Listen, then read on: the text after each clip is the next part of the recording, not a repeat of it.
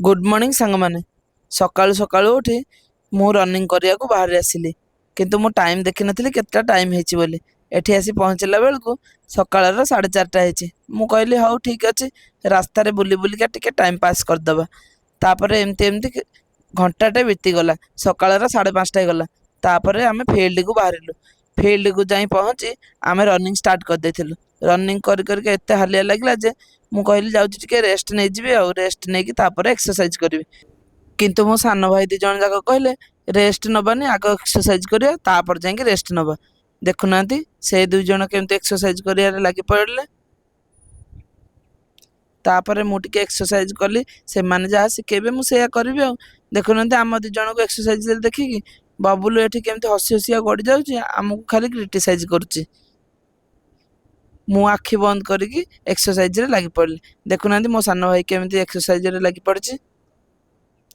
ସେମାନେ ଯୋଉ ଉଲଟ ପାଲଟ ହେଇକି କାମ କରୁଛନ୍ତି ମୋତେ ହେରା ଆସିବନି, ତେଣୁ ମୁଁ ଏଇ ସହଜଟା କଲି।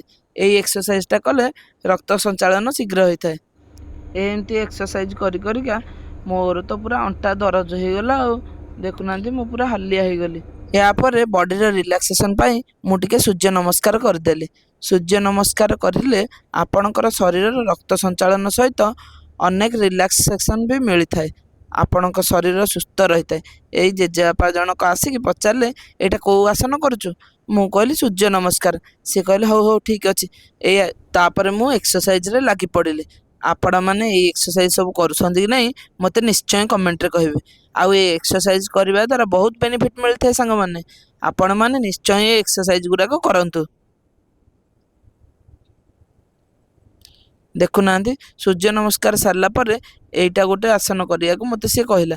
ଆଉ ଦେଖନ୍ତୁ ମୋତେ ତ ଏ ଆସନଟା ବିଲକୁଲ ଆସୁନି, ବହୁତ କଷ୍ଟ ଏ ଆସନଟା। ଆପଣମାନେ ଏମିତି ଏକ୍ସରସାଇଜ କରୁଛନ୍ତି ନା ନାହିଁ ମୋତେ ନିଶ୍ଚୟ କମେଣ୍ଟରେ କହିବେ। ରହୁଛି, ଜୟ ଜଗନ୍ନାଥ।